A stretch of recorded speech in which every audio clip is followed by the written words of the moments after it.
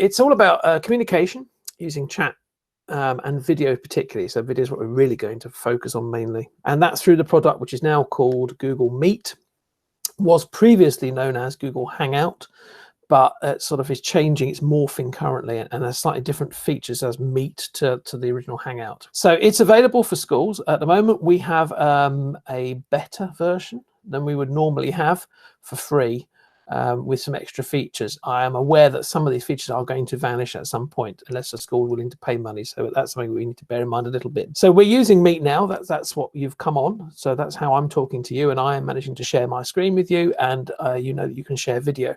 And as a teacher, you have a version of Meet, which is very similar to this one we're using for my training session. So hopefully you can see this view. This is the teacher called Nick in our demo school, and this is a demo class set up for today. It has been shared with Albert, the pupil, and we're going to look at Albert's view, and we're going to bring Albert into this, which is where things are going to get a bit complicated and may slow down a bit, but we'll give that a go. So the first thing is there are several different ways of creating a Meet, and I'm going to start off with what I think is the simplest route. Meet is now built into all classrooms. If you go into the settings through the cog at the top of your classroom, you will now see that you've got the ability to switch on Meet for the classroom. And that means this meeting is automatically available to all members of that classroom whenever one of the teachers, and of course you can have multiple teachers in a class, has enabled it, in other words, has entered the Meet. So this is quite an important thing. We've had a few teachers who've fallen foul of this, where they thought they were having a meeting with just one child or with another member of staff using this Google Classroom link, and then found that other children have dropped in, because it is open to all members of that classroom space. It's still by far the best and easiest way of sharing Meet with children. And in fact, you don't have to think of it as just one class.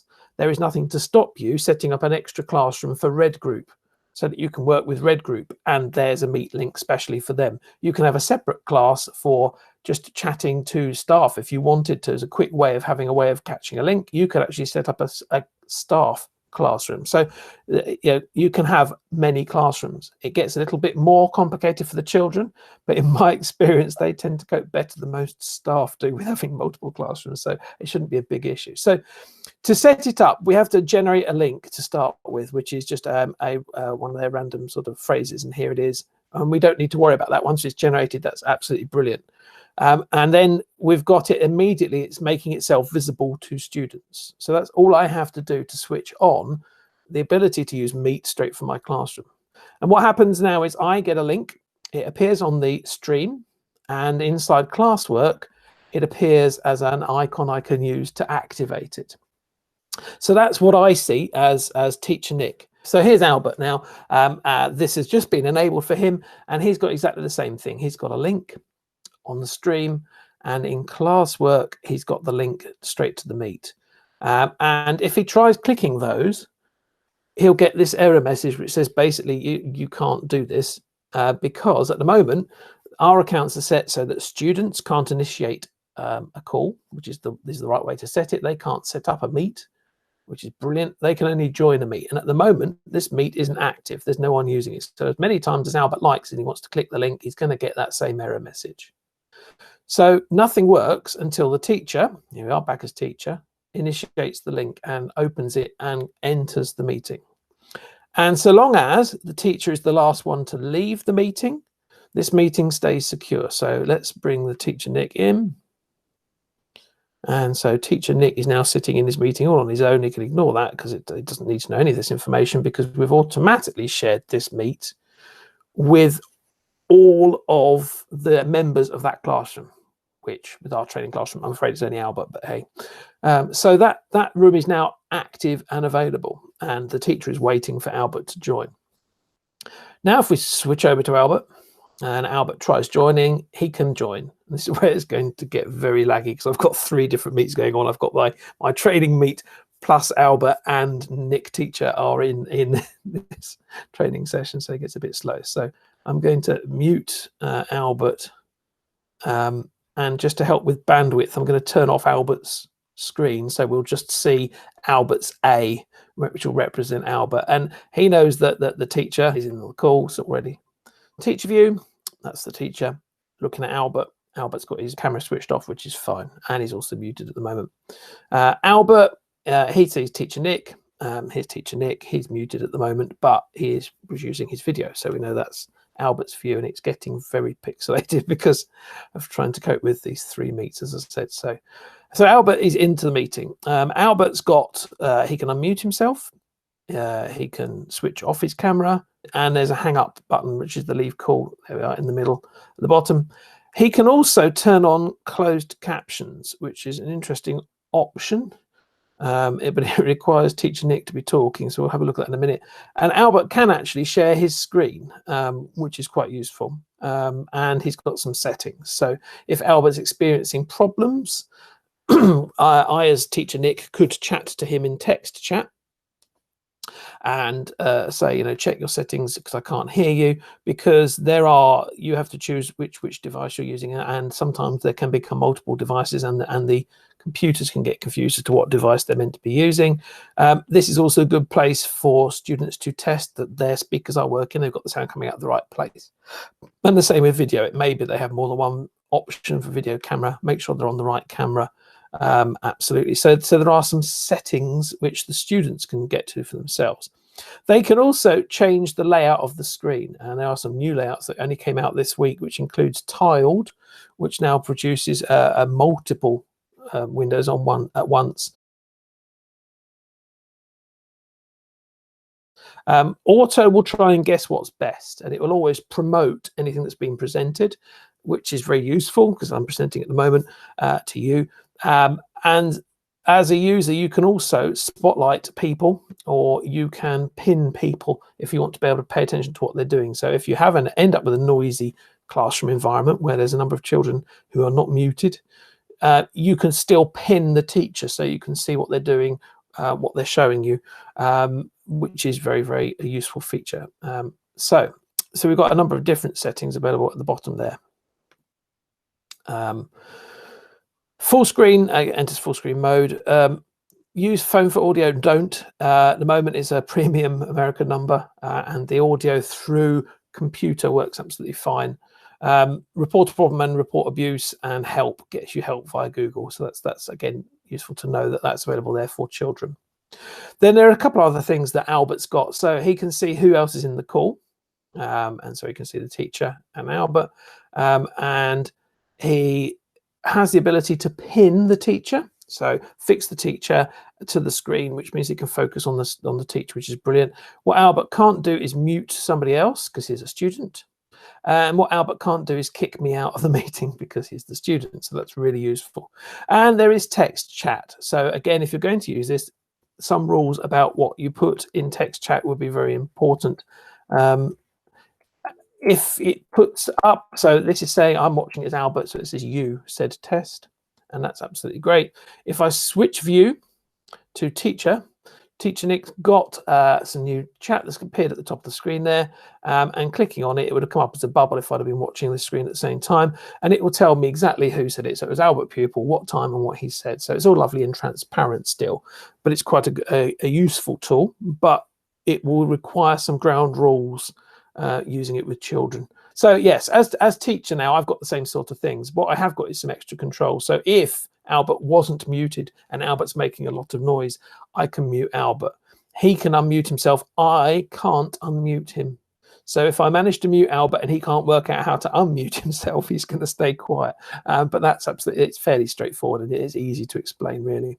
I also have the ability to remove Albert. So if Albert isn't coping, if Albert's behavior isn't what I want, or Albert's ended up here by accident, I've got the remove option. I can kick Albert back out again as teacher. So that's all in the people tab. So that's a nice feature that I've got that ability as teacher.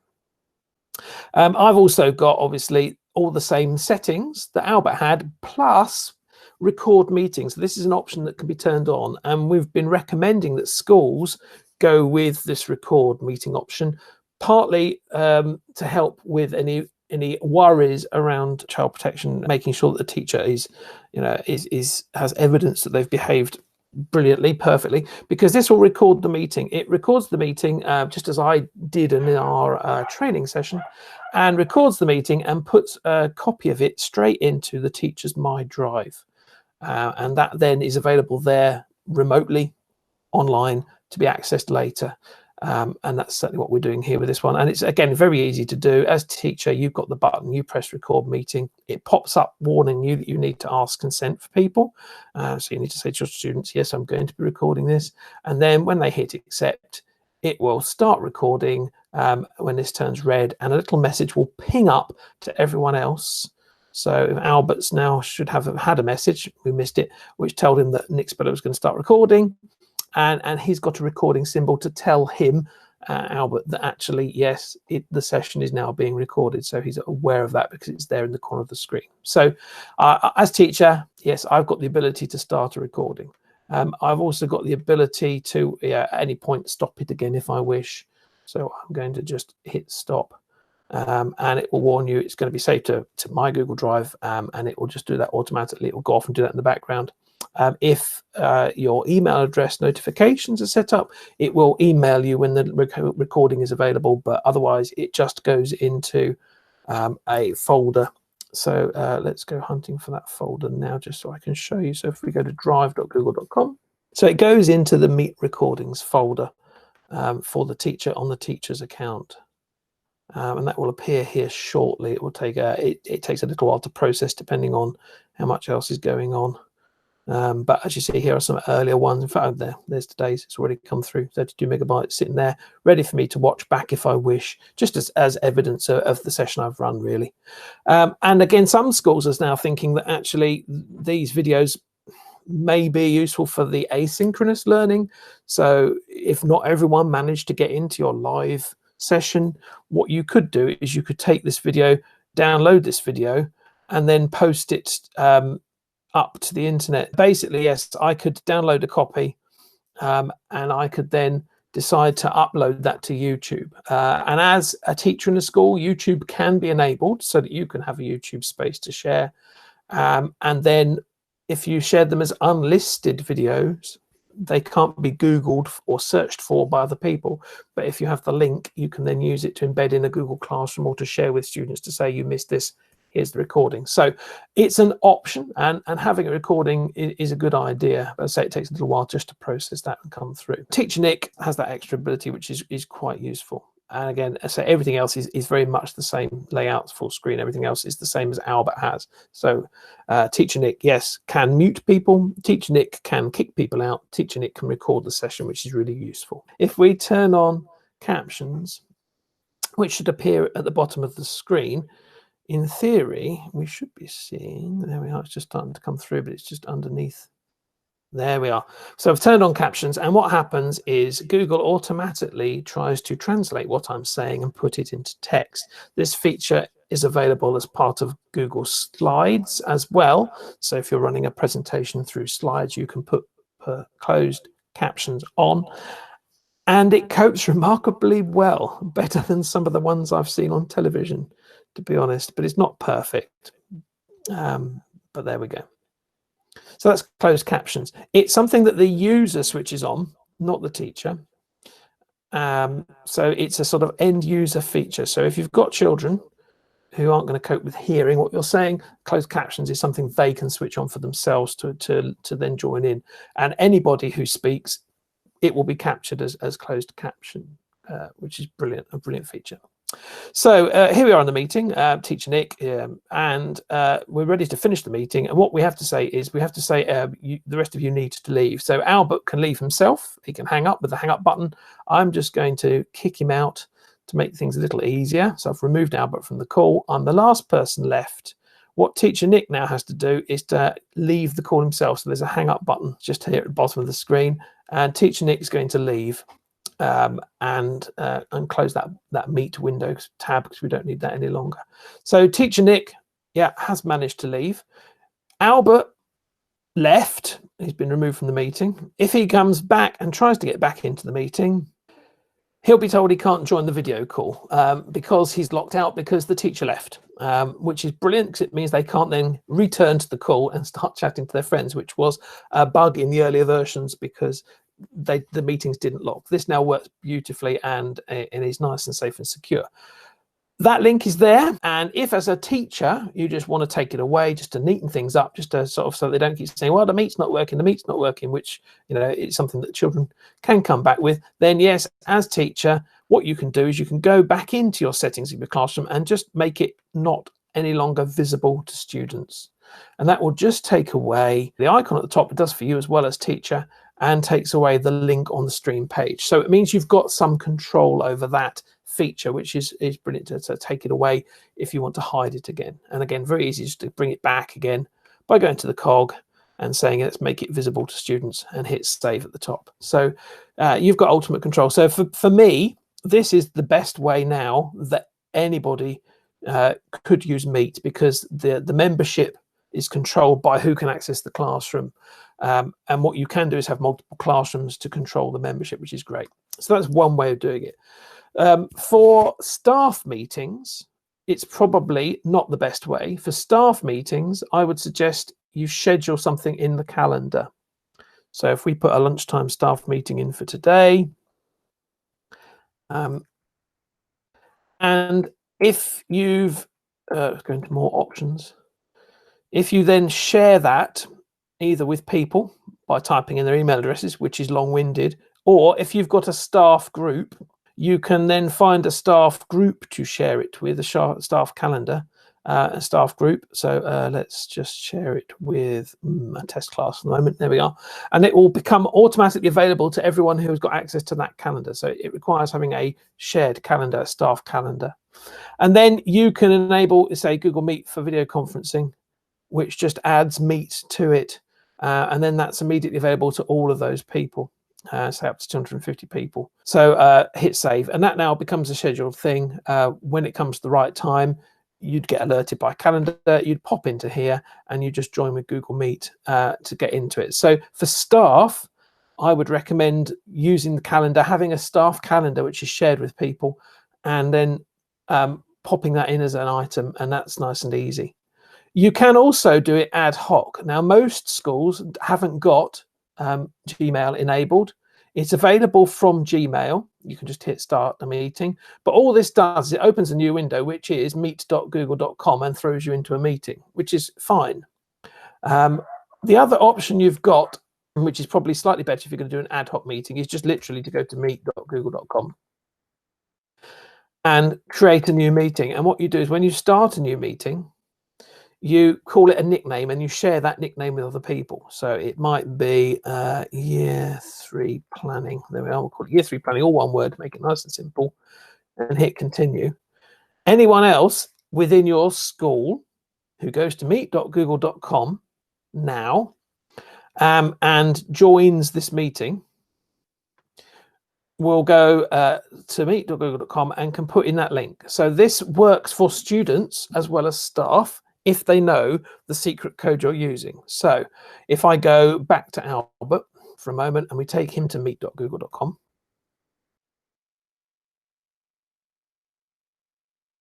and he joins with a meeting code. Was it yes? 3 planning. We are continue. You can join with that code. So you have to be within the school domain. It has to be a school account. But yes, that code then will work for anyone who has that code. And because it's a meeting, the Albert, can join meetings. So this is another way of creating a sort of a small meeting just for a number of people, sharing a code with them, telling them this is going to be the secret code at this time, and they can get in. So it works for an ad hoc meeting between staff. If you're a job share and you want to meet with somebody else, it's quick and easy. You set it up.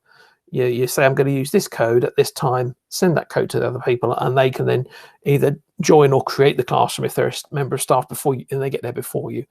You then join it, which is because it's just that piece of text that's the identifier. So you can use the same piece of text again and again and again. It's not like it hasn't got to be unique, which is great. So you can have your year 3 planning and then use it again next week and the week after. But it's another way of creating a meeting. And again, if this is an ad hoc meeting, if I get Albert to leave the meeting, and then teacher Nick leaves this meeting, and Albert thinks, oh, interesting, I could rejoin this meeting. because he used a passcode, a phrase, because I shared a phrase with him, the meeting code doesn't work because the teacher has left it again. So these meeting codes work very, very well for students. What I wouldn't recommend is don't schedule meetings through calendar for students, because it gives them the code and gives them access when you're not there. So don't use calendar for students. Use an ad hoc meeting code, absolutely fine. You just, type in whatever word or phrase or whatever you want as a meeting code, share that with the other people, they can all get in. But for me, for working with children, the best way is to have a class. So even if it is that you create a new class for Red Group, add Red Group students to that class, you can do that manually through people. And then you've got that special meet you can create from the classroom is by far the simplest way of doing it. So there are a couple of features. So as I say, I am presenting today, and what I chose to do was I went present now, and I went my entire screen so that I could switch windows very easily. And this works very well. I could choose a window. However, I've only got one window that it can see on my Mac. It works better on Windows than PC. If I had several different windows open on a PC, it would show this. The other option I have got here is to present now as a Chrome tab, and it says it's best for video and animation. That's optimistic currently. So I now get to see all of my tabs I've got open. So I could say, yes, we'll share the How Chocolate is Made video I've prepared in YouTube, and it will switch across to that window. But it's not, there we are, it's very, very laggy. The video and the audio will work, but it's not a terribly pleasant experience, partly because the YouTube video is having to come to my machine to then be streamed out to your machine. So it's my upload as well as my download speeds, which are going to limit this somewhat. So I don't think it's a very nice experience, and I certainly wouldn't recommend it at the moment. It's brand new and it may improve, but I think it's always going to be limited by whatever connection you have as teacher at the end of the day. So those are the three options for presenting, which I haven't really talked about, but your entire screen is probably the simplest and easiest to do. And then you just, whatever you're looking at, they will be looking at. And so you definitely know you're in the right place. So presenting, yeah, very, very simple. So using video in Meet, best way, use it via Classroom. Second best way is to go to meet.google.com and put in a phrase and share that phrase with the other person or people you want to join your Meet. If it's for staff, then scheduling it in calendar works well, but you need either a shared calendar, which is easy to set up, or what you need to do is you need to type in all their email addresses individually and invite them, and then they get the link. But it's not so nice. Using it, yes, I could see myself using it really, really happily with children. I haven't actually done it in anger, but the ability to be able to talk to somebody face to face is brilliant. And knowing that you've got a recording is also very useful for you as teachers to know that, I've behaved appropriately, and here's the evidence if anyone says, oh, I don't like this, so, what's going on here. So having the recording, I think, is a vital thing for a teacher. The ability to just say to children, work with a small group, and here's your spelling test. I'm going to sit here and I'm going to read the spellings. You're going to get a piece of paper and write it down. And then at the end of the session, I'm going to get each of you to hold your piece of paper up in front of the screen, and I can see how you've done. That is immediate, and it's no different from working in a classroom environment. What we do need to do is train them to stay muted until you've addressed them, or talk about the management of the space. And it becomes harder as you get bigger numbers. So if you decide to do class of 30 children in, the management side becomes something you need to be on top of. And for that reason, I would be tempted to say, if it is possible, that actually having two adults in a space is really useful, because if they've been, if you've got a co-teacher in your classroom, they'll be able to come into the Meet. They will have the ability to mute children for you if it gets a bit out of hand, whilst you can concentrate on the content. So having a facilitator is a useful feature, but it is a luxury, I know. Hearing children read, group reading sessions, brilliant. There are so many things you can do very easily. And yes, they have the ability to hit present now and share. So if they've got something, an image they want to share, or talk through a piece of work with you that they've done, yes, if it's set by Google Classroom, you'll be able to see it anyway, so they don't even need to be able to do that, which is brilliant. But if it's something they want to share, if it's something they've been working on, if it's a document on their machine, then yes, they can hit present now, they can share it with you. So the Google Meet features are very, very good, and I think should be something that all teachers are experimenting with. I know the majority of the schools I'm working with now, more closely, they are using Google Meet already for staff meetings, and I found that invaluable. So I know other schools that are using other platforms are available, but yes, Google Meet again is there for that, and we know it's nice and secure because it's limited to the people who are in your domain, so it takes away some of that worry. There is another option. So for bigger numbers, for things like, for example, head teachers who want to suddenly decide to do an assembly, for example, this Meet, it would be out of control. So there is a third option, which I need to cover really quickly. So let's set an assembly for 10 o'clock on Friday. And I'm going to add Google Meet video conferencing to it straight away. And from the drop-down list, I've got this ability to add a live stream. Now, the live stream is interesting. It is broadcast. It's one way. So therefore, it's not interactive. But when you have code trying to cope with bigger numbers, it makes a lot more sense. This link is unique. It's also only available to people who are logged in your school. So nobody else is going to see this. And it operates as a live stream as you are broadcasting live. So, so that link you could copy, you could paste that link into a Google Classroom, or email it out to parents and say, this is the link to the live stream for your students, your children.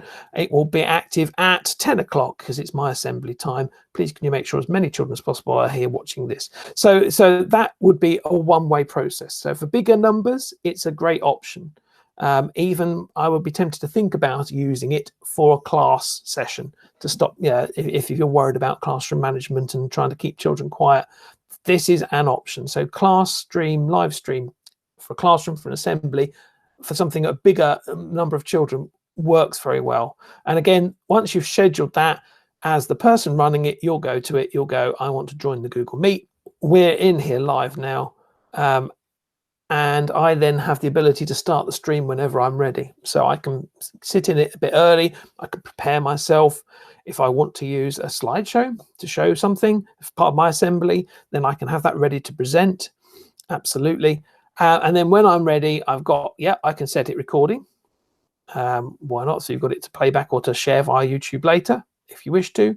And I can start the stream whenever I want. So I have the control of that. So streaming is a really nice feature that is available for sort of edge use cases where you may have to work with a large number of people for some reason. It's an option there, which is great. Even if you've scheduled it for a later date, you can use that stream whenever you like.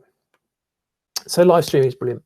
The other thing I was going to briefly mention is chat, that you have the ability to allow children to chat in the classroom space. And some people are doing this a lot. Some people are trying to separate chat from work, which is absolutely fine.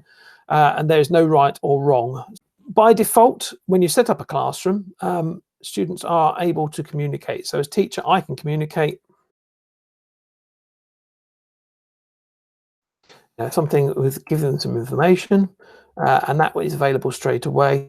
If we go to Albert's page and Albert goes to the stream, I'll give it a second. There we are. Stream is updated. Hit show. There we are. There's the new information that's coming through. Albert, at the moment, by default, has the ability to say things back himself. He can make a post about anything he likes.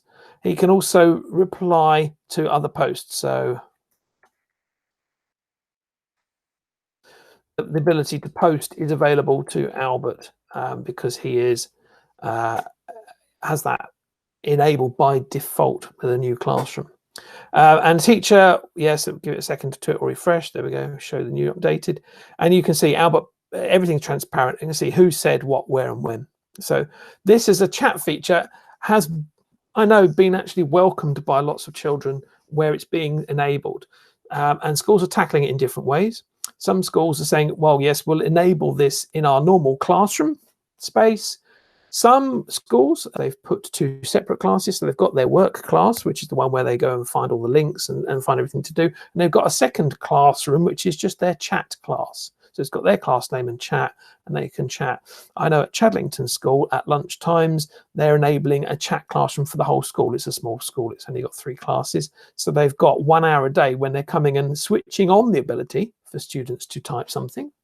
And then at the end of lunchtime, they're switching it off again. So they've got some space just to chat and communicate with each other and hang out and talk to each other and share what they've been doing, and in a safe way, because it is safe, because everything here has their name, the date and the time. If as teacher there's something I don't like, I've got the option to delete it. I've also got the option to stop them posting, mute them, which is brilliant because it just stops them being able to post just that one individual rather than turning it off for everybody. So if you get a child who regularly is getting it wrong, you can say, sorry, Mal, but you're going to be muted. You can submit work, which is great. You can't reply to 80 classmates and you won't be able to comment and post. And I've got quick ability to delete this post if it was inappropriate. So I've muted poor old Albert now. Albert's muted. He's no longer able to post anything new. If Albert tries to share something, let's just update the stream. Albert's going to post hello again. Yeah, couldn't attach file. Make sure you have permission. So he doesn't. He's getting that. He's lost that ability. And in fact, now the page has refreshed itself totally. The post box has gone for poor old Albert. He's got no ability to post any longer. If I decide, Albert, he's learned his lesson.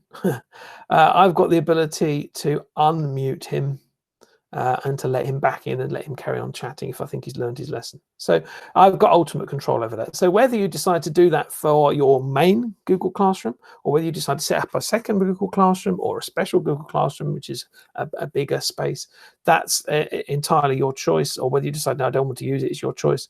To enable it and disable it, it's a setting. And it's the setting about stream. By default, students can always post and comment.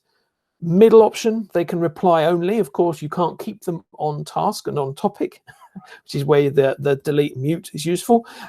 Or if you want to lock it down and you want to turn it off because it's now time to focus on what we're meant to be doing, setting it to only teachers can post and comment doesn't remove what's there. It just stops students commenting. So Albert has the ability to post again. He's been unmuted, but that box has vanished for him because it's shut down at the moment. Only teachers can post and comment. So the chat feature, yes, has been quite useful. It's nice for you as a teacher to be able to ask a specific question and get a response to it and get feedback from children. You can find out how they're doing with a piece of work.